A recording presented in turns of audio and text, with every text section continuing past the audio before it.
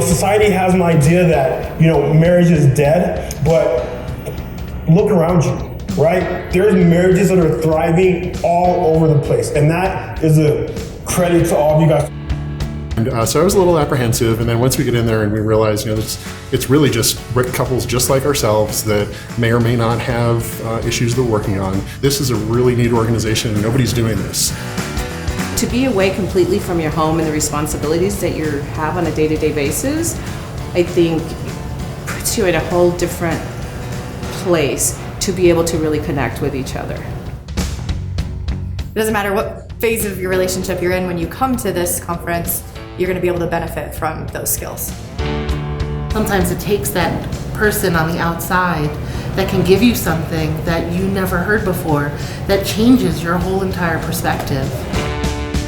We're really connecting and enjoying time together. It's almost like an extended date night. You know what, it's a chance to get out and do something different, it might be a little scary, you might stretch yourself, your relationship. So I would totally recommend it to anyone. Do it. You have to go. This is a great opportunity for couples to come and learn something new. But you guys have to get here and hear what they have to say. It's something that anybody can benefit from coming, and you will take something home that you can use with your family.